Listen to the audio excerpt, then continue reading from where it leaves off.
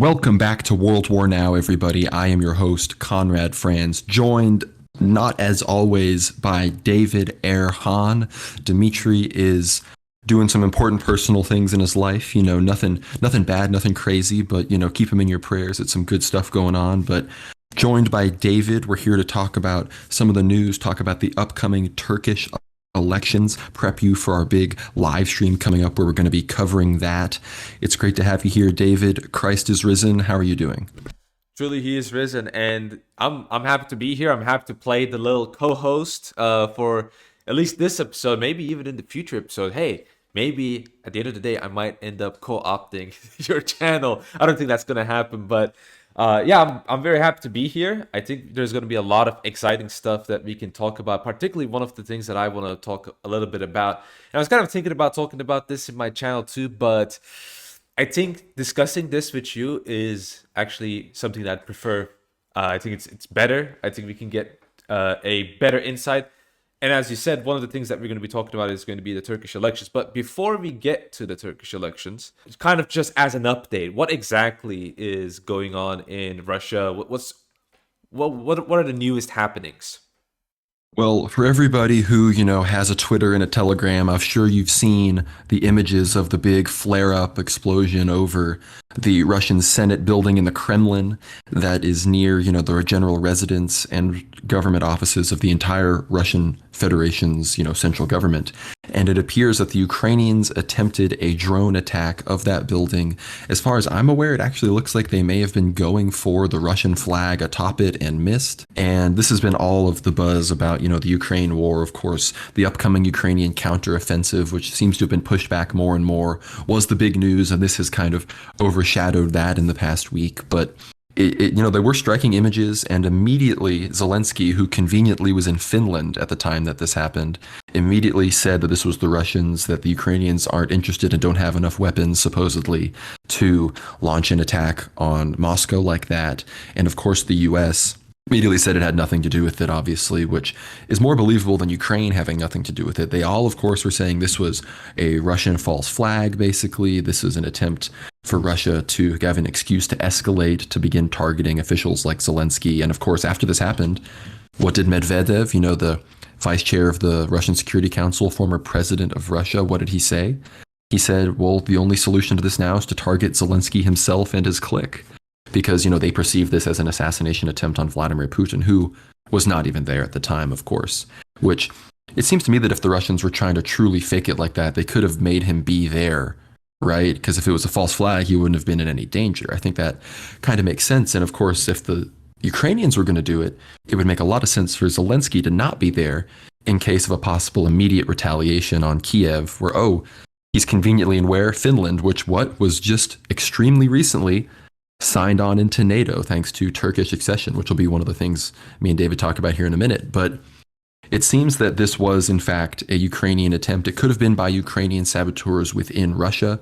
I don't have all the details on exactly where it originated from. It does seem, another one of the reasons I thought that it would be really stupid for the Kremlin and Moscow to do this themselves is this is just bad optics. Like, is it really the best look to say that this podunk country down there that, sure, they're outfitted with all the Western weapons, but you're supposedly taken, like a sixth of their territory, and they're supposedly now able to launch drones, not just into your capital, deep into your country, but at the actual federal buildings themselves. Like, I don't think that's the best look for this, supposed second, third most powerful military in the world, in Russia. And so that's all the more reason why I think this truly was a Ukrainian attempt. And I think that in the midst of the fall of Bakhmut and the other general demoralizations that have, caused the delaying of the spring counteroffensive from Ukraine, that this was an attempt to boost morale, to get that flag burning up on top of that Senate building in Moscow, One Piece style or whatever. And to boost the morale of the Ukrainian troops, to maybe even, apparently I'm seeing reports of a counteroffensive in Bakhmut itself. Yevgeny Prigozhin has reported as much. So I don't know necessarily why they would relaunch it in Bakhmut. I guess it just really is that important for the myriad of reasons that Dimitri and I have discussed on past shows. But yeah, this is the big news. This is kind of, what the Kremlin is working on now is I believe they are going to escalate. Of course, we've been a bit disappointed in some of the potential opportunities for escalations in the past, but think this is one of the biggest things since the Kerch Bridge bombing, as far as a shift in rhetoric is going to go. So we may see some big things happen. I'm not necessarily expecting Zelensky to get a bomb through his window anytime soon, but I guess stranger things have happened. David, do you have any thoughts on this development? I agree with what you think about the whole like false flag stuff. I think also Ukraine has shown us, and it's I don't really believe it because I believe Russia is virtuous or anything. I think it's rather that Ukraine is a very vicious country and has a very vicious diplomacy, and it's not. This is not something that they wouldn't do. Let's not forget that the unaliving of Daria Dugina happened quite recently, which you will think that person. She's not really that high profile, but it just makes you think that these people are always thinking about these kinds of selective pickings and such. And we already know what they're doing to the Orthodox Church in Ukraine. I think you already covered this in your show enough, so I'm not going to repeat some of the stuff that you said. But we already have a very good idea of the kind of character that the leadership of Ukraine is exhibiting, which is very unfortunate. But it also seems to me that they can really attempt anything and they can get away with it. And a comment about Medvedev, seeing his tweets, it's always a fun time because he tweets like a very, I don't know how to say it, but he tweets like a very violent cheerleader. I mean, those are some really powerful boomer-esque like long form Facebook type tweets. I don't really necessarily agree with everything he says or anything like that, but it's quite funny to see it, though. I think there is some points to what he makes, seeing as I said the character of the leadership of Ukraine. Having said that, I think we can move on a little bit about one of the important countries to this conflict and something very important that is going on, which is the election in Turkey. And Turkey is an important country because generally speaking, within the region, Turkey has strong military capacities and geographically they're located in a very strategic position. They're technically neighbors of Russia, right? They share the same sea in a sense. And a couple of years before, they were very much an important player in Syria. And one of the presidential candidates, Dr. Sinan Oğan, made a point, and I think it's a very interesting point, is that Turkey needs to understand that they're not just any country. That if the United States or Russia wants to be successful in Syria or in the whole Ukraine situation, whoever it is, they need to understand, they need to know that, you have to have Turkey on your side because of the kind of advantages that it gives you. To kind of give you an idea, one of the things that Erdogan is campaigning on is the things that he's doing. And one of the things that he's doing is the military armaments and the technology and the technological upgrades and the sales of these armaments are very important. And Erdogan is making a very clear point about, hey, this happened in my administration and we're making use of it, right? We are upgrading our military capacity, and this is very important for our national defense, but also important for prestige and diplomacy, which is very needed for Turkey. But to kind of get into the election, I think it will be good to get into some of the history, some of the lore, particularly as it relates to foreign policy, and then we can move on to what's happening within Turkey itself, because it happens to affect foreign policy. But really, when Erdogan's party got elected and started to gain power, started to gain control over different areas of the government, Turkey was in a very precarious situation. It was in a situation where you had a situation where Turkey could potentially get into the European Union. And so it was stuck in a situation where, okay, should we go Western route? Should we just kind of be ourselves? Should we go to the Middle Eastern route? And within, there's a lot of fluctuations. But Turkey legitimately had a chance, in some sense, to have some visa-free entry into Europe or joining the European Union and joining the European market. And a lot of things happened. But I think one of the biggest reasons is the whole Davos crisis, also known as the 1 minute moment in 2009, when Erdogan, in the World Economic Forum, which is a name we all know, in World Economic Forum, there was this kind of moderated dialogue between him and Peres, who was the president of Israel. And during the talks, he just started saying 1 minute, 1 minute, 1 minute, started to protest against some of the things that Peres was saying, and he cited the Palestinian conflict and basically blamed Israel for it, basically saying that, you're the reasons why people are being unalived in the streets and things like this. And he then said, I'm never joining Davos again, right? And the basic theme here is that at that point, it became very clear in foreign policy and diplomacy that Turkey started to move towards a away from the unipolar system and more to a multipolar system.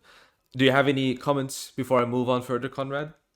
No, I think that's a really important moment to kind of, it's kind of a similar thing when you read about the Putin speeches that were going on in like '07 and '09 that really proved him like Russia and Putin was kind of a WEF kind of crony at the beginning. Like he was someone that saw integration with the West as possible, but then after 7+ years in Russian politics, he kind of realized what the real play was and what the interests that these moneyed powers had over Russia and their real goals, which was ultimately its balkanization and even further financial rape. So he came out as a nationalist and started giving all these speeches like the Munich speech and some of these others in '07 and onward that really turned away. And that was when we knew that Europe and Russia were never going to be able to kind of reconcile those issues. And Erdogan is kind of that Putin-esque figure in Turkey. But for everybody that hasn't, be sure to watch our last episode that we had David on with. Dimitri was joining us there. It's a great one, has almost 6,000 views on our channel on YouTube, where we cover the earthquake in Turkey and,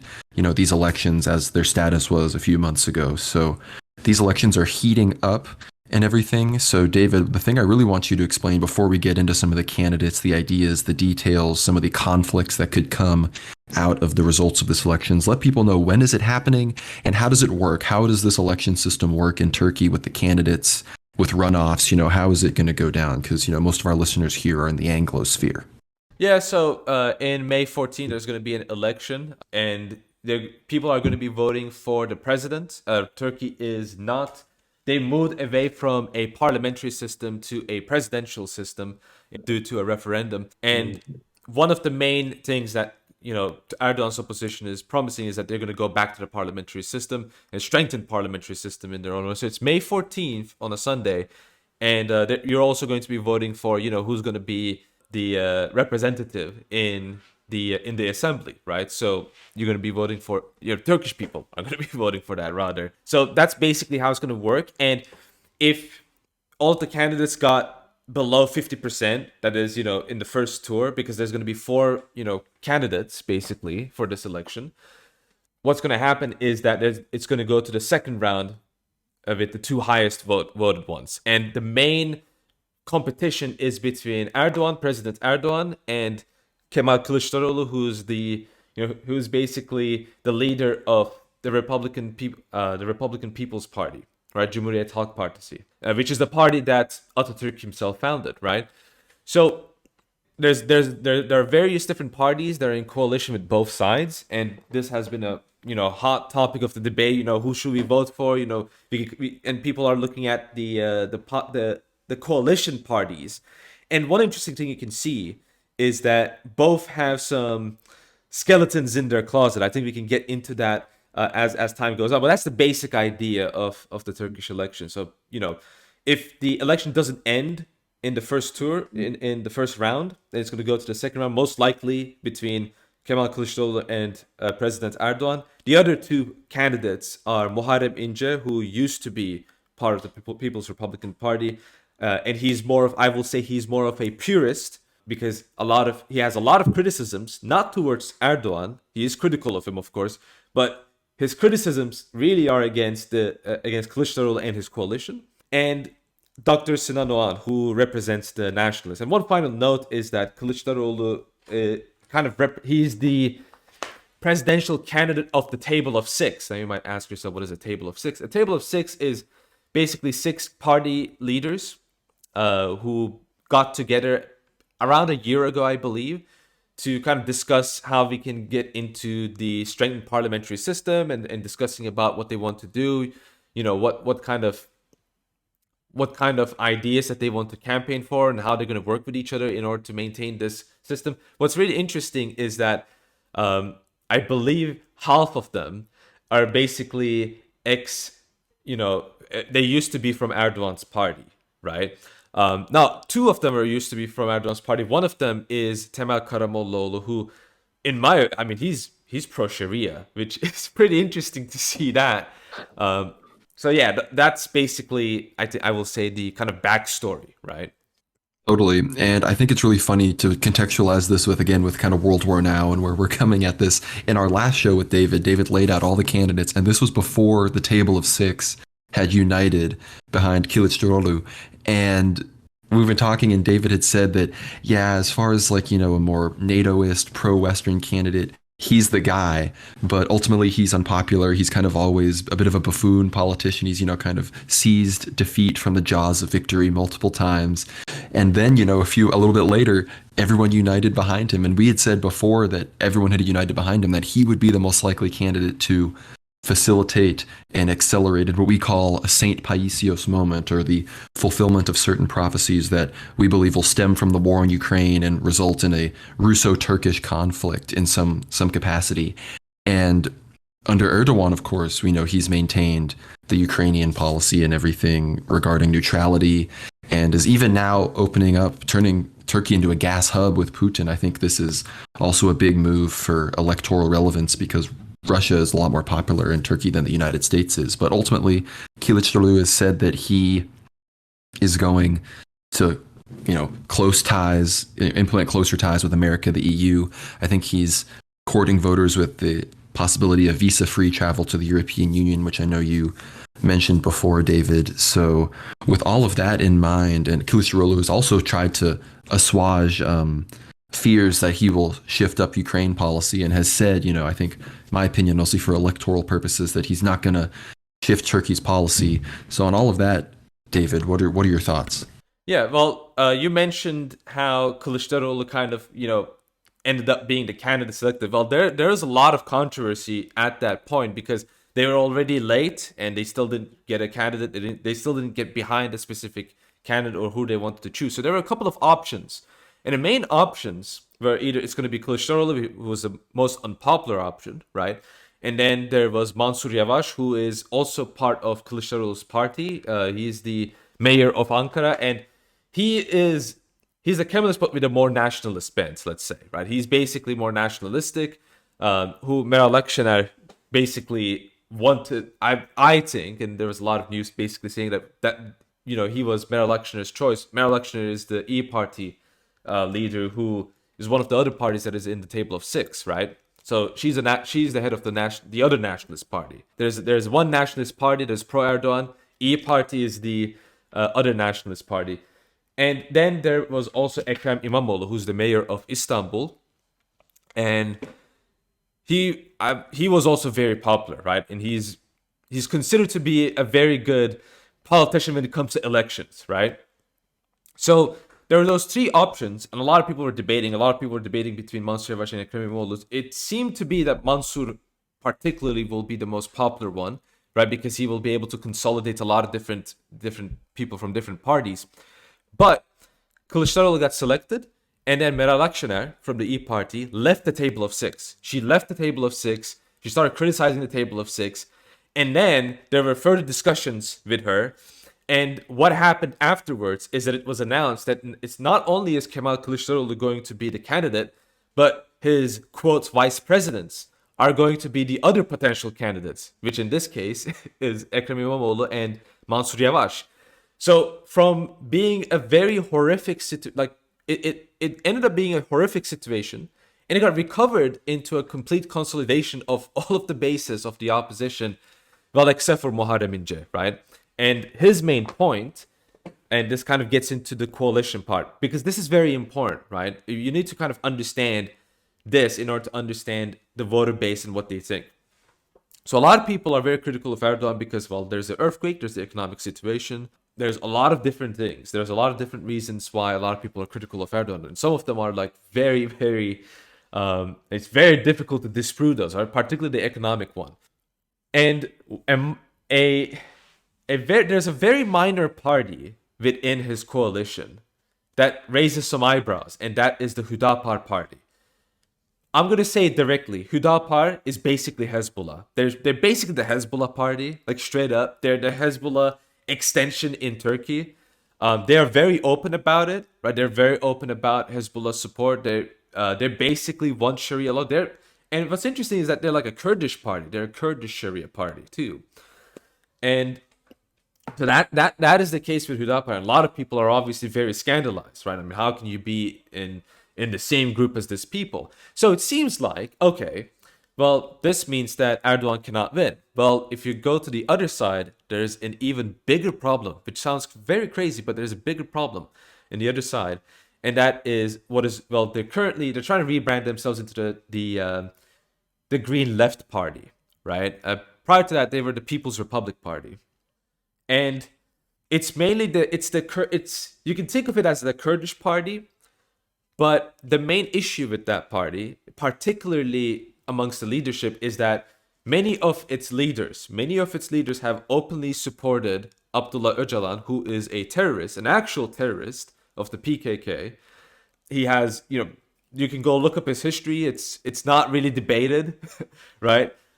There's no conspiracy theory where he's like, oh, actually he was a good guy. No, like he is an unironic terrorist, and people of this party, like the leaders of this party, not everyone, but the leaders of this party, Selahattin Demirtas, for example, openly supported them, openly supported the terrorists.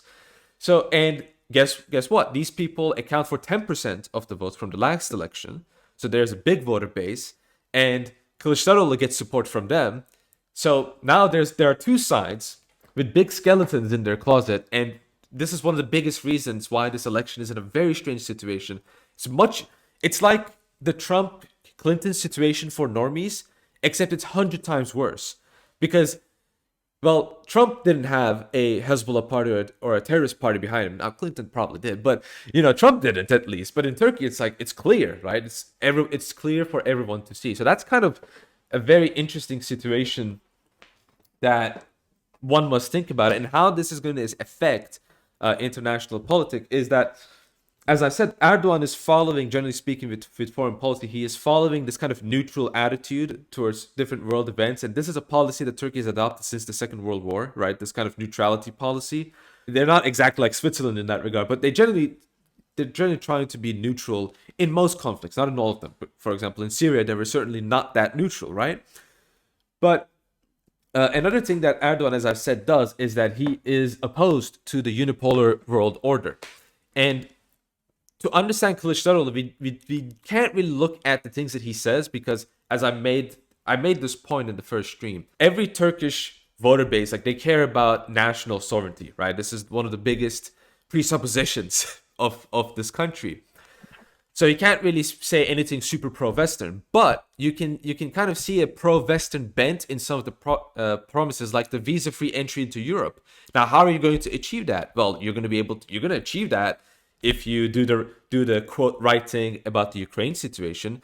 If you, for example, remove the kind of restrictions to Skittles. If you sign the Istanbul Convention into law, right? For example, if you do these things, which all of these things that I've listed, Kılıçdaroğlu is all for them, right? He's completely supportive of all of these things that I've listed. And Erdogan made a very interesting tweet.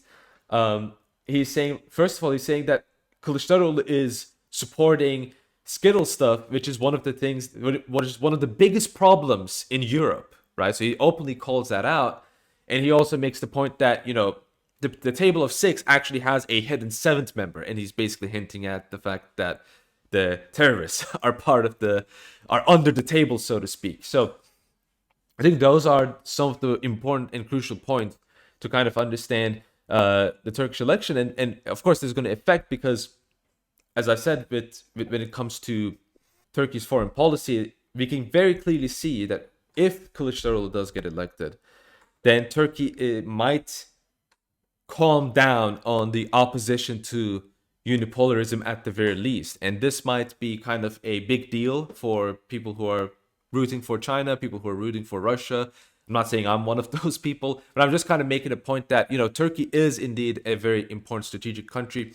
And even though it failed, in my estimation, failed in Syria because it tried to be the Middle Eastern power, as we can see, Turkey is not a Middle Eastern power because there's America. Remove America from the picture and Turkey will take out the entire Middle East. And this is not really too controversial, I don't think. And Turkey failed to be able to do that. But they are still a very important country and a very important potential ally, both for the United States and for Russia. Well, I want to talk about a lot of great stuff there. I want to talk about NATO because that's one of the biggest ways that Turkey flexes its muscles on the foreign policy stage as, an early member, the arguably the second most powerful. If you exclude Ukraine, which isn't technically in NATO but is a NATO army, Turkey has basically the second most powerful army in NATO in some regards. And so my question is, if Kılıçdaroğlu is he will NATO is his opinions on NATO in the West and I know he's tried to distance himself from the obvious pro-Western stuff. Like, what's the popularity of NATO? And if Erdogan wins, is there a possibility that Turkey leaves? Because we know he let Finland in, but kept Sweden out, which I think was him kind of taking that middle road to not be targeted too hard by the West. But it seems that's failed as a democratic coalition of basically everybody against Erdogan has risen, which is how the West, quote unquote, democratically overthrows these perceived strongmen authoritarians that they don't like Putin, Lukashenko, Assad, these people. And we've heard that there's a chance that Turkey, could leave NATO. Do you think that's a possibility? And if Kılıçdaroğlu gets in, could Sweden be admitted into NATO? If Kılıçdaroğlu gets in, I think there's really nothing stopping Sweden from entering into NATO. And as I said, the reason I've explained some of the reasons is because Kılıçdaroğlu has many promises that he made, many of the things that he wants to do, and in order to be able to do some of these things, he has to get approval from Big Daddy Europe. About leaving NATO, I think that's not possible at all, and there's a very simple reason. If Turkey does leave NATO, Turkey will be in a very, very, very difficult situation. First of all, the whole Greece situation, I mean, that will pretty much solve by itself because now Turkey can't do anything against Greece at all due to the whole islands controversy. And also they will be basically giving up some of the power that they have, some of the diplomatic influence they have on the West, right? Even though Turkey is moving to the Middle East and they're trying to get influence and they're trying to get support from the Middle East, even though they're trying to do that and they're trying to accomplish that, they still want to have ties with Europe, right? They still want to have ties with the West. They're not trying to trying to completely move away. They want to be able to have at least, they want to be able to sit at the Western table while also being able to sit at the Eastern table, so to speak. They want to have both. And if they leave NATO, they're basically, that will basically be saying, we're not going to be sitting on your table and we're completely enemies now at this point. You're basically saying that at that stage. And if Turkey does that, I mean, that will be one of the stupidest moves I think Turkey will do. It will be pretty much political and militaristic suicide in a lot of ways. It doesn't mean that Turkey loves NATO. It doesn't mean that Turkey is a big fan of NATO. It doesn't mean that a lot of people want us to stay in NATO and all of this kind of stuff. But it's something that it's one of the kind of proofs, a legitimate organization that Turkey is part of that allows Turkey to be, in some sense, Western, so to speak. And Turkey doesn't want to lose that. And a very important point that I want to make is that, in fact, kind of this Western influence is one of the biggest, at least from the beginning, one of the biggest starting points of Erdogan's party. Erdogan's party is supposed to be, in a lot of ways, a synthesis of Middle Eastern culture with Western political thought. So it will also go against really his own party as well, right? If you listen to some of his, particularly his, people who used to be in his party, but these views are still repeated by people in his own party, there is a very pluralistic social democratic bent in a lot of the things that, for example, Ahmet Davutoğlu says, right, who used to be in his party. And this kind of thinking that he represents, this kind of like ideal of being a pluralistic nation that has a hand in various different parts of the world, that is still one of the aims of the Turkish government, of the Turkish nation, really. So leaving NATO is, I think, completely out of the question. That's really interesting and you're right about the Greece thing because the Greece thing is kind of a permanently frozen conflict that Turkey can somewhat benefit from being just objectively more powerful than Greece because both of them are in NATO. And so they kind of see that as a stalemate that they could perhaps win over time. But that does get us to talking about, the possibility of some of these prophecies going on, which again is we watch some of our old shows where we talk about some of the words of St. Paisios and Metropolitan Neophytos. And again, Metropolitan Neophytos explicitly says that Erdogan will fall and inexperienced Kemalists will take his place. And that will pro-Westerners, he says, as well. And that will precipitate a deterioration in relations with the Russians that will happen very quickly, which we've said before that Kılıçdaroğlu is the candidate to do something like that. But between addressing that issue and perhaps well, there's going to be that. And I also want to say, you said Turkey is capable of taking over the Middle East. And I agree that between some of the other powers there, that they're probably the most powerful, with the exception of maybe Iran. And we've recently seen Iran reproach with Saudi Arabia and now the president of Iran and Syria. And we've recently heard Erdogan say that, and multiple people say that it's over for regime change with Assad. It seems that all parties involved are accepting that he's going to be in power there and that they need to meet with him. So, as far as being enemies with Iran, it seems that the only real reason Turkey has is due to its relationship with Azerbaijan. So I'm wondering if, as well, if that is going to be something that will prevent it from having as good relations with other countries in the Middle East because of the current conflict between those two countries. And if people don't know, Aliyev, the president of Azerbaijan, is all in with Erdogan and is, very pro, Turkey and all of that. But, right now, them and Iran are enemy number one. Yeah, well, so people need to understand this about Azerbaijan. Azerbaijan and Turkey, they don't see themselves as different nations. They see themselves as different governments, but they don't see themselves as different nations. That's one of the very popular slogans that both countries use. If you ask a Turkish person what he thinks about in Azerbaijan, they're going to say, yeah, he's basically my blood, right? It's basically the same nation. And Turkey doesn't have the same. Turkey doesn't think this way with Kazakhstan, for example. They don't think about this with other Turkic countries. It's specifically Azerbaijan where they have this kind of thinking. So that's something very important to point out. It kind of explains why Aliyev and Erdogan obviously are tight buddies. And even if Kılıçdaroğlu gets elected, Turkey and Azerbaijan are going to have super friendly, relations because, as I said, they think of themselves as the same nation, right? At the end of the day, and this. Which also means that Turkey is in a very awkward situation, to say the least, with Iran. Which, when you think about it, again with the Hüdapar example, who's basically the extension of Hezbollah, it seems like Iran is also making moves towards Turkey as well. Hüdapar is a part that existed for a couple of years at least, but it's really this election this is the election where they got in a coalition with Erdogan, right? That's kind of a big deal. And even though they only have one representative candidate who's probably not going to get elected, right? Even though that is the case, right? At the end of the day, they have gotten themselves on the same side as Erdogan in this very important situation. And so I think this is something that a lot of people have to bear in mind as well with the whole Azerbaijan-Iran stuff. It seems like Iran is trying to accomplish what Turkey trying to accomplish. And this is why I said that whole Syria stuff was a total failure on the side of Turkey because Turkey was not able to use its military capacity as well as it wanted to do. And what happened instead is that Russia and Iran together established a very strong influence in the region of Syria, right? Which is the last thing Turkey wants to do because you go to the west, there's NATO, there's the west, right? Okay, you can't go there. You go to the east, well, you get Russia, right? You don't want to go there. Okay, so you have to go south, right? You have to go to the Middle East. But now, you were on the side of the US, but the US obviously was not able to consolidate power and establish its base there. So now you have Iran, Russia, and Syria. Well, where are you supposed to go? Nowhere, right? You can't really go anywhere. And so Turkey is in this very, very, very strange and incredibly difficult situation. This is why I personally think a lot of what, even if you don't believe in the prophecy and the same Paisios moments, what Metropolitan Neophytos says, to be honest, I can see why he says that. I can see why he has the views that he has. And I will say that he's very insightful, much more insightful than I will expect from a bishop from Cyprus, to be honest, because it does seem to be that this difficult situation can not really be navigated by an inexperienced loser Kemalist. And I'm not saying this because I'm going to vote for him. I'm not going to vote for him. I'm not going to reveal that.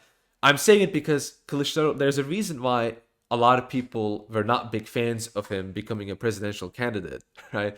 It's because he doesn't really get much done. And this is one of the biggest criticisms from the opposition side, from themselves, right? This is one of their biggest criticisms, and this is why they wanted someone else to do something at least. So from a foreign policy standpoint, I'm going to be honest, dude, Turkey is not in a good situation.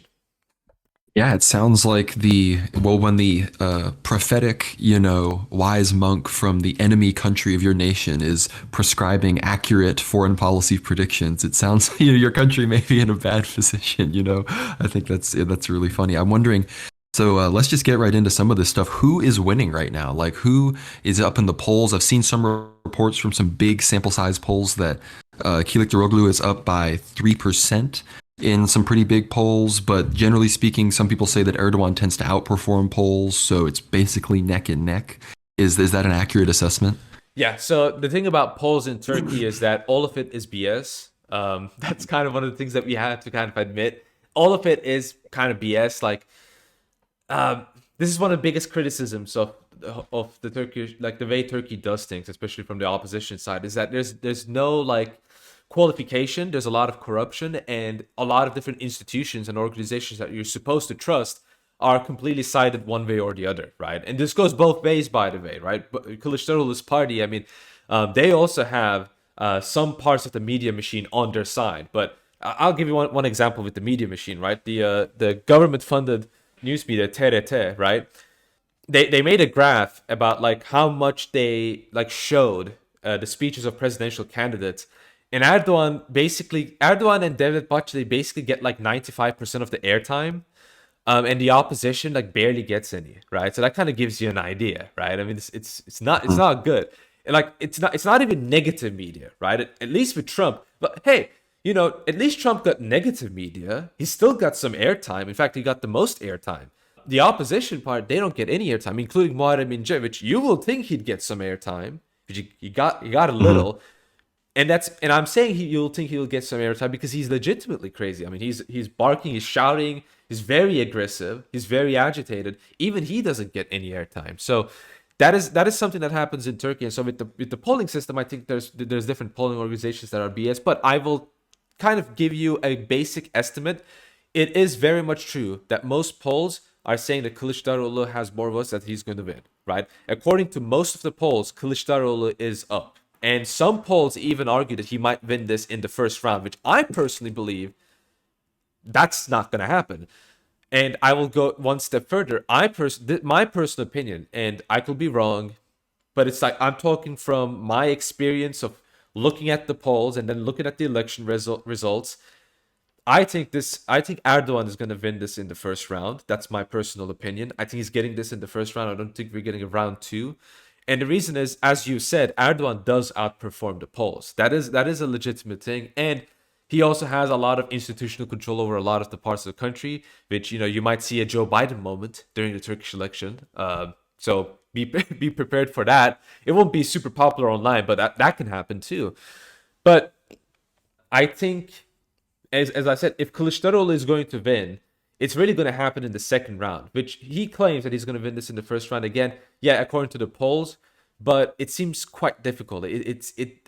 I personally don't think that it's really realistic. As I'm going to be repeating myself again, but Erdogan outperforms the polls. Erdogan consistently wins elections, and one of the biggest appeals of Erdogan is that he gets things done. Right, whether you like him or not, he gets things done, and this is one of his the biggest points that he makes. Oh yeah, okay, the economy is bad, things are going bad in this country. All right, we understand that, right? But we're getting things done at least, right? We're building a huge, armament industry, military armament industry that can compete with world powers. I mean, that's, when you think about it, that's a big deal. We are manufacturing new cars, high class cars that will be sold all across Turkey and all across the world, right? TOGs, basically. That's the thing, right? We're making new roads, we're making new infrastructure, we're building all of this kind of stuff. This is what we're doing, and Erdogan's main point is, look, we're doing all of this, right? And then you look at these people, all they do is talk. So are you and they're all chaotic, they're backed by terrorists. Like when you listen to Erdogan talk, even for 5-10 minutes, and he goes on a roll about this, you think to yourself, yeah, Erdogan, not a big fan, but I mean, he starts to, you start to understand why people even vote for him. It's not because Turkish people are stupid. It's because, well, he defends Islamic values and he defends certain moral values, right? Abortion not being one of them. Abortion is legal in Turkey. And he gets things done, right? For most people, they can look at that and say, yeah, I respect that. I want that to continue, right? So that's the kind of So, people talk about Erdogan and in international media, they love to criticize him. I can tell you, I'm not going to tell you who I'm not going to be voting for Erdogan. I can tell you that. But don't mistake me for an Erdogan, sympathizer or anything like that. It's just that this is just how people think. This is just how things are, right? This is kind of how the election is working. When people from Europe, they look at it from international media, they have no clue what's going on, right? So this is precisely one of the biggest reasons why Erdogan is getting voted. And I will say he's not getting voted in for stupid reasons. He is getting voted for actual legitimate good reasons that you will likely want to see in a good democracy, which doesn't exist in my opinion. But that's the point that I also want to make. So things are a lot more complex. Don't get confused by, we have a lot of people that are red pilled in international media, and then they believe international media about Turkish politics. No, you don't. You don't know what you're talking about. And the fact is, most people in Turkey, they don't know what they're talking about either. And there's good reasons for that as well, because, a lot of people have trauma because of Erdogan's presidency and all of that. But I think that itself can be its own special, unique stream when you think about it. So that's what I would like to add. I think for no other reason than obviously you know more than me, but I would say for the average American, I probably know a lot more than that. So for no other reason than to facilitate this comment swarm, I think Electorolo is going to win not in the first round. He's going to get more votes in the first round. Then it's going to go to the runoff, and then he's going to win. That's my prediction. So let us know in the comments who you think is going to be correct, and on the stream who's going to be crying poo poo pee pee mode because they predicted it wrong, me or David. So let us know in the comments. But before you move on, I want to make this one comment. I mean, in that situation, look, if you're going to be betting, right? If you're going to be betting, which you shouldn't be betting because it's a sin, but if you're going to be betting with hypothetical money and you want one side to win, why would you bet that side? Bet the opposite side. Because, if you win the bet, good for you. You were right. If you lose the bet, well, good for you. The side you wanted to win wins. So, I don't think I'll be crying pee pee poo poo. But well, the question it will certainly be vote interesting. It will certainly be interesting. I mean, it is down the wire. I'd like we can talk about who's going to win. One thing is certain. I mean, this election will go down the wire. Like, absolutely. That is very true. Yeah, and I encourage everybody to look at the rally size. I mean, this is like, it feels like, America 2016, where like both sides, well, really not both sides. Trump was pulling massive rallies, and then Hillary just had like everybody that watched television all the time for the most part. But you have these huge rallies at each side's, headquarters. Like each day, one side has a rally bigger than the last one. So there's no doubt that while the polls may be kind of always biased and skewed, and Erdogan outperforms them, that this is a lot of people are picking sides. It's it's Erdogan versus everybody, patriots versus everybody, as they like to say. Yes, the Patriots are locked in. The Patriots are in control. Maybe not for long, though. But before we move on from Turkey itself, David, I want to ask, as far as the church goes in the situation with this election, I want to get your take on how it fares and what each candidate's platform and where the future is going for the status of the ecumenical patriarchate in Constantinople, as well as the Cyprus issue. I'm kind of wondering the implications and the inside baseball on some of that. Yeah. So I want to talk a little bit about the current situation, and this is insider information from yours truly. Look, I live in Istanbul. I'm an Orthodox Christian. I go to church. Insider info. Okay. You're not going to get it from the better source. And I have it on very, very, very good authority. Now, this is going to get me in trouble, but I have it on very, very good authority. This is not gospel or anything like that. This is something that a lot of Orthodox Christians in the United States were already talking about. I just want to confirm that those rumors are true. What rumors? The rumors that the Turkish government, rather that the ecumenical patriarchate is in some capacity afraid of the Turkish government. Whether that is legitimate or not, that's a completely different discussion. But it is 100% true that the ecumenical patriarchate is completely afraid of the Turkish government. They don't want to offend the government. They don't do missionary work because of this. They try to keep to themselves precisely for this reason. And well, if you want an explanation for why the ecumenical patriarchate is siding with the United States, siding with Joe Biden, well, there you have it. I mean, it's a survival mechanism of some sorts. Having made that comment, a very interesting thing that I saw, someone pointed this out to me, is that the one of the members of the Table of Six, Ali Babajan, he in his party platform, a very interesting part of his party platform in regards to religious freedom is the status not of the ecumenical patriarchate but of the seminary in Heybeliada. So currently the seminary is closed due to it not being compatible with the Turkish curriculum. Patriarch Bartholomew has said for a very long time that he's fine, he's more than happy to make it adaptable to the Turkish curriculum. Doesn't matter what he says, it's it's still closed. It's still closed by the government. In fact, the government even tried to destroy it by acting like they didn't know that it was still owned by the EP and all of that. So a lot of those kinds of things are going on. The Ali Babajan's party explicitly and openly says that they're going to open up the seminary. That's one of the things that he promises to do. That they're going to open the seminary. He says this very clearly. Says this very explicitly. And now Ali Babajan's party is not. He used to be part of Erdogan's party. He was the finance minister, and he's going to be the finance minister if Kılıçdaroğlu gets elected. Right? Kılıçdaroğlu basically says that, and he basically privatized everything in the Turkish economy, and he managed the best parts of Erdogan's economy, I guess. But his privatization also got a lot of criticism. But that's a different topic. But even if he doesn't get a lot of, even if his party doesn't get a lot of votes, if Kılıçdaroğlu gets elected, there is a legitimate hope of the seminary, the EP seminary in Turkey being opened, which will be quite interesting to see. Aside from that, another interesting development, since we're talking about the church in Constantinople or in Istanbul, what do you want to call it?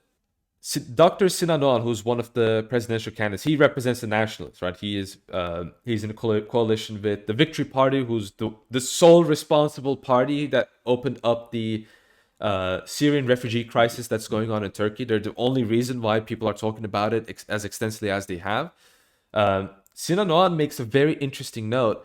He says that this Turkish government, until recently, the Turkish government never referred to the ecumenical patriarchate as the ecumenical patriarchate, but rather as the Greek patriarchate, right? The Greek representative, the Greek millet, right? The head of the Greek millet. But very recently, the Turkish government actually referred to the ecumenical patriarchate as the ecumenical patriarchate, meaning that they have officially recognized Patriarch Bartholomew's ecumenical status. And this is actually a huge step forward in diplomacy. And Dr. Sinan says, well, that's a mistake. He says this was a blunder that the Turkish government made, right? That the Turkish government just moved away from his policy because it's incompetent now. That's basically his take. Whether it's a blunder or whether it's intentional, it's still a very important update to understand the kind of diplomacy that is going on between the United States and, well, rather the government of Turkey and the ecumenical patriarchate. So I think those are some of the updates that I can give regarding the ecumenical patriarchate in Turkey. So I think it's quite I think it's quite nice to see that a party is actually openly talking about opening up the ecumenical patriarchate's seminary. And hey, I mean, maybe it might facilitate the groundwork for some good work to be done in Turkey. I'll say that much. Well, and I'll say it so David doesn't have to. I think a lot of the prophecies, especially what Metropolitan Neophytos says, is about a future kind of renaissance of evangelism in Anatolia, in the formerly Greek, parts, of Turkey and in Turkey in general, and that, comes after some of the more distressing elements of what has been predicted come about. But before we perhaps get into some other things going on in the church, like some persecutions and some other schisms and some other nonsense going on, is the Cyprus issue, is that something that's talked about in these electoral politics much in Turkey these days? And is that something that is, or is everyone kind of in agreement on that? The Cyprus issue is not even discussed at all in the current election. It's a non-issue for the most part, at least from what I've seen. I've listened to various different talks that politicians gave, and there's no mention of Cyprus. Basically, it might as well not exist. One thing I will say, Cyprus was a topic of conversation between me and a couple of friends of mine, and a couple of friends of mine who went to Cyprus for military service, and basically they said, and this was very surprising. They said that the Turkish part of Cyprus hates the Turkish government. So yeah, that's one thing, and it is also quite degenerate as well. So something to think about. I can say that's the most I can say about Cyprus. Yeah, Cyprus is unfortunately, I feel, very degenerate on both sides with like small pockets of holiness, like right around like the occupied zone in the middle of like the demilitarized zone. And of course, unfortunately, we have a few bishops there still holding out against the schismatics. We have Metropolitan Neophytos, Metropolitan Nikiforos, and to some degree, Metropolitan Athanasios, all, standing strong in support of Metropolitan Onufri and the Ukrainian Orthodox Church, who, as we've seen, David, it just keeps getting worse. They're just slow rolling it. Every week, there's just one more restriction on the people going in, one more difficult task needed to be fulfilled to get communion and not have to recognize a bunch of demonic schismatics. And of course, this all comes as the Ukrainian offensive gets delayed, and there's, the militarization at these lavras and monasteries continues to increase. And we still see, a few elements really in the Greek world supporting the schismatics despite fairly widespread international outcry against it. The Antiochians, of course, have condemned it outright.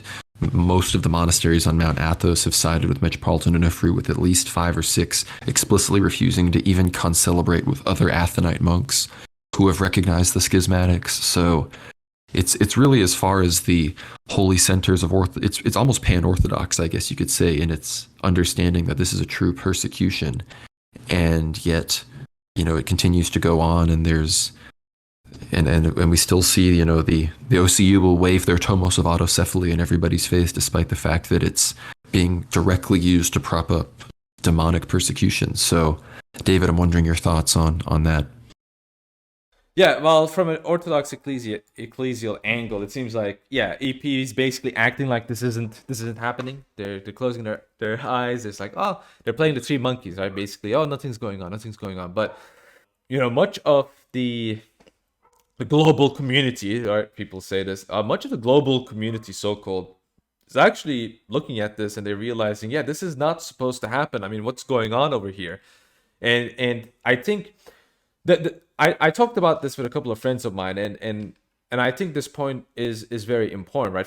I'm talking about from a purely diplomatic angle, because I think a lot of people have already talked about the spiritual angle and like the genuine, actual, like the real human angle towards it. But from a diplomatic standpoint, I think what the church in Ukraine, what the Orthodox Church in Ukraine, head by Metropolitan Onufri, did is a diplomatic masterpiece. Okay, they've made it absolutely clear. They made it crystal clear that they're not siding with the Russian government. They've distanced themselves from the Russian patriarchate, even, which they didn't have to do that, right? But they did that. And they have basically said, look, there's no excuse, like there's nothing you can use against us where you can say, oh yeah, you're on the side of Russia, right? We've done everything that we possibly could have done, right? Everything that we could have done to make it clear that we're standing by Ukraine. So like, let us be, like, let us treat the wounded, let us help the people in need, and you do your own thing. You defend the country and all that. Yeah, you do that. You do the cool stuff, and I'll do the spiritual stuff. And what is the Ukrainian government saying? I don't like that. I'm gonna take your monastery. Like that's basically what they're doing. And so at that stage, it's pretty clear that the Ukrainian government is I say clearly, the Ukrainian government is clearly, in many ways, in many of its factions, clearly possessed by Satan. This is, you can't argue against it at this stage. The church has done literally every single thing they could have possibly do, and they're still being attacked by the Ukrainian government. So from a diplomatic standpoint, I mean, the church in Ukraine, masterpiece, an absolutely fabulous masterpiece. Because as I said, I think it's very clear that Patriarch Kirill kind of looks at what the church in Ukraine does as, he understands what is going on. He looks at it and okay, yeah, I get what you're doing, why you're doing this. Don't worry, we're not going to use this against you. We understand, right? There's this kind of attitude, and so there's I would say no real diplomatic rift, at least from my perspective. But they try to be good to the Ukrainian government as best as they could, and it doesn't work, right? Because the Ukrainian government is not interested in the Ukrainian people. The Ukrainian government is interested in certain agendas, certain spiritual agendas that align with the agenda of Satan. And that's basically that's pretty much how I will look at this situation. When you make the good point that, they basically did everything and it still ended up happening how, the demons wanted it to. And I think Dimitri would, you know, imagine that I'm speaking a bit as Dimitri here. He'd be remiss if I didn't say this, but it shows you, I mean, the question is, was it even worth it to kind of, broach what had been going on traditionally to begin with? I think that's a question that is willing to be asked. And I'm in no place, of course, to condemn anybody in this situation. And I think Patriarch Kirill has made it very clear that no one should be from the pulpit of the Russian Orthodox Church condemning what the UOC is going through. That being said, it just poses a valuable life lesson that what is better? Is it better to assuage some of these people to an end that ultimately they'll never meet, or, to meet them head on? And I'm making no condemnations. I think it just poses an interesting question. But as far as other things in the church, the same people that seems to still be willing to support the OCU also seem to have an apostate teaching in their mix. David, this is a bit of a diversion from what we usually talk about, I guess, on World War Now, but I think it's a little bit relevant. So you wanna get into my namesake of a completely different disposition? Yeah, I mean, look, people have already seen crazy things from David Bentley Hart, but if you want to enlighten us to what he recently said, I think that was a Substack post or something to someone that is curious about orthodoxy. All right.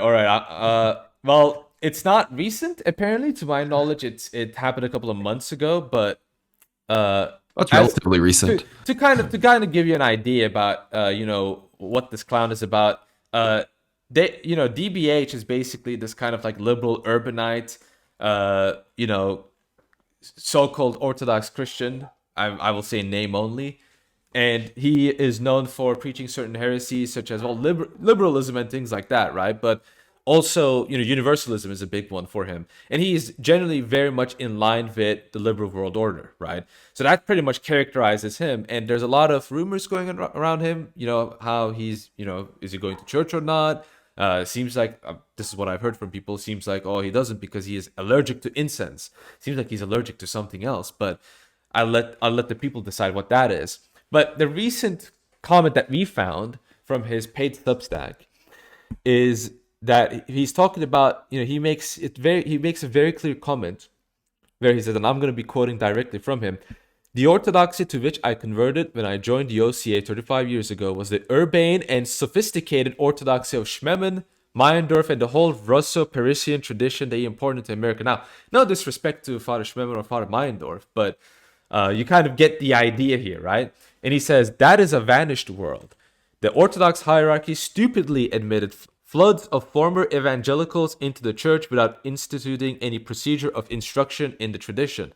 Now, lo and behold, American Orthodoxy has just become another wing of the American religion, and a particularly sinister one at that. Keep your distance." Now, it's very interesting that he says, modern Orthodoxy American Orthodoxy is a modern, another wing of the American religion. It's very ironic when he is the one who is defending Americanism. He is the one who's a total shill for Americanism, total shill for liberalism, total shill for low-test BS political views.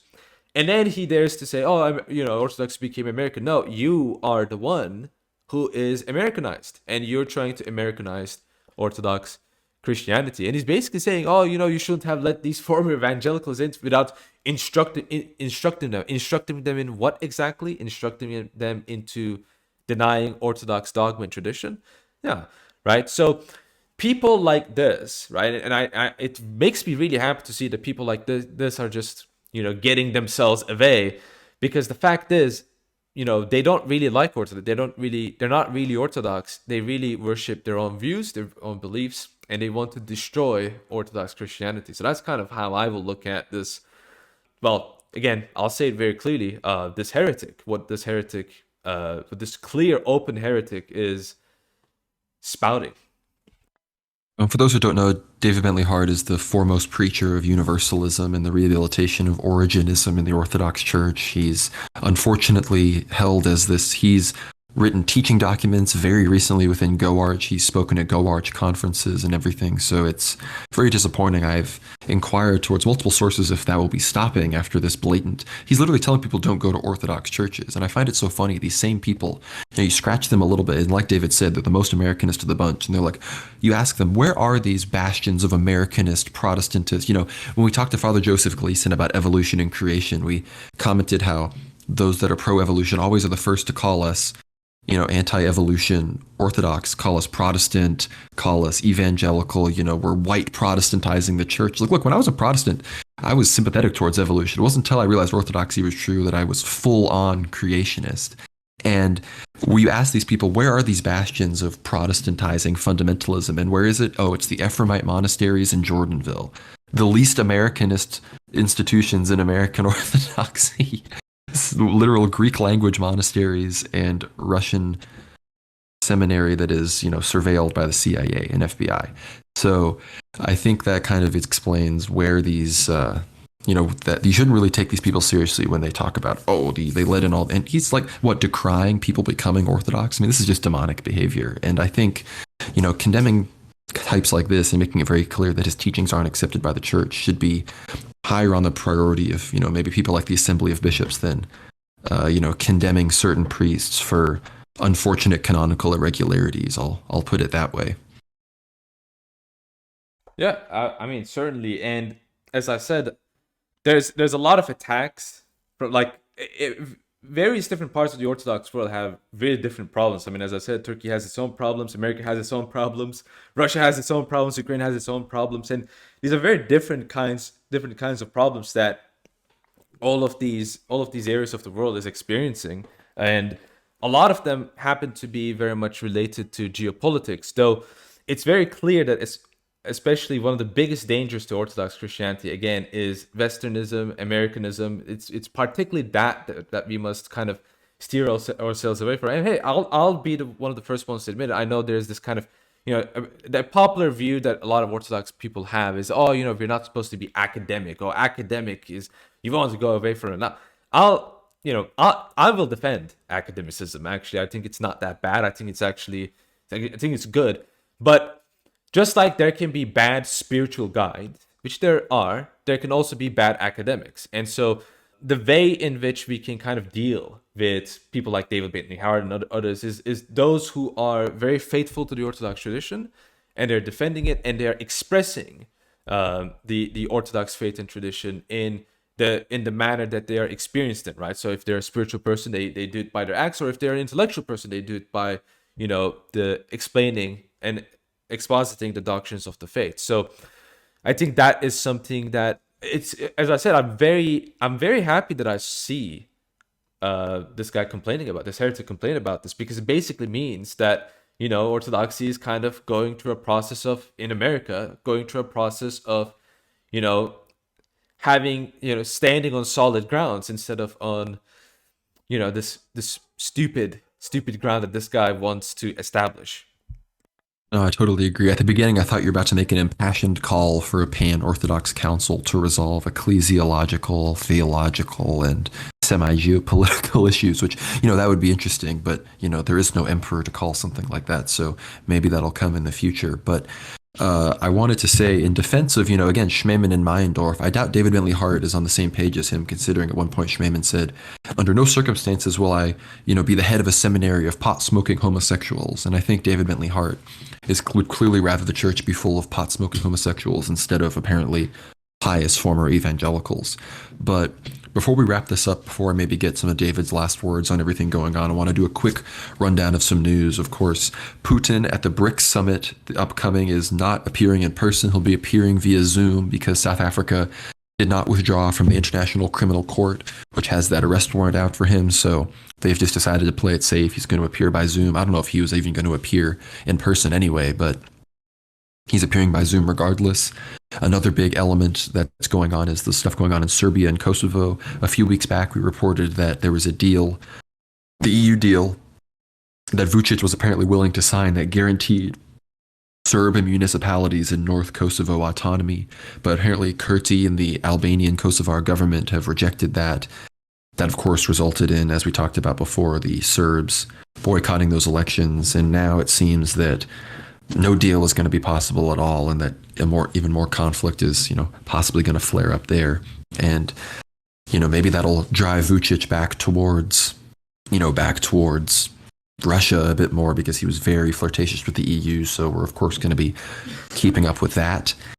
And again, the Ukrainian counteroffensive is coming up. Greek elections are actually also coming up. I have done too much research into them, but it appears that through some nonsense, people think Mitsotakis is going to stay in power. And I have to say, Greeks, there's some great Greek political commentary. As I've said before, Metropolitan Neophytos, in a near prophetic way, he's able to, through the guidance he's gotten from saints like St. Paisios and St. Iakovos, he's been able to have this foresight and this vision. But as far as actual Greek politics, Greeks, you need to get better at politics. It's bad. All it is ban right-wing government, reinstitute center-left, far-left, and then center-right that all do ultimately the same thing, ruin the economy, and then submit to Zog. So I think you need to do better there. But regardless, I'll probably be keeping up with that a little bit after the Turkish elections. But be sure to keep up with us on YouTube. Turn the bell on. We're going to have the post up before the stream, obviously, for a few days. So you can set the reminder. We're going to be live streaming the election and the results. Me, David, Dimitri, maybe we'll have some other people coming on in there. But David, is there anything you want to leave us with before we sign off? Well, other than shilling my channel, telling you to check it out, telling you to watch my videos. Go ahead, if you haven't, you can. I'm on YouTube, I'm on Twitter, but my videos are on YouTube. If you want to watch some videos on Orthodox Christian theology, then come over to my channel. Other than that, there's really nothing that particularly comes to my mind. So be ready when the election comes. I think it will be fun, and whatever result comes, I think it will be quite interesting to see what's going to happen in the future, because this is one of those kinds of elections where, I don't know, it's just going to be interesting. I think it's, at the very least, it's going to be close, unlike most of the Turkish elections, where if you look at the electoral history for most elections, not all of them, because the referendum, right, was very close. For example, the Istanbul mayor election was very close, but this is going to be, I think, one of the few, very, very few presidential elections that is actually going to go down to the wire. So, I'm quite excited to see what's going to happen, regardless of the results. And I think I've said it before, I think this election could easily be more consequential than 2024 in America. We're at a big pivot point geopolitically, and Turkey is in, it's in that region, the Eastern Mediterranean, Black Sea. That's like the center of the world island where this stuff is just getting really real. So, keep it all in your prayers. Keep the church in your prayers. Keep the church in Ukraine in your prayers amidst these persecutions. Be sure to subscribe to David Erhan on YouTube, Medwhite Acolyte on Twitter. Be sure to subscribe to us on Substack, worldwarnow.substack.com. That's where everything goes down. Our articles, all episodes of our podcast, our premium show. Do not miss Ether Hour. We've had some fantastic recent episodes about the early days of the Donbass War and some of the heroes there. Givi, Motorola, Strelkov, now recently, as well as Mozgovoy, Zakharchenko, and Stremrusov. We've covered all these guys and some extremely not politically correct, very much not okay for YouTube content. So check those out on Substack. Your support really means a lot to us. Follow me on Twitter, GnomeRad. Follow Dimitri on Twitter, OCanonist. Follow us on Telegram, World War Now Tele, Tele. And like this video, subscribe, comment, whether you're listening on Substack or YouTube. It really helps us out. And with all of that, thank you. Christ is risen. God bless everybody.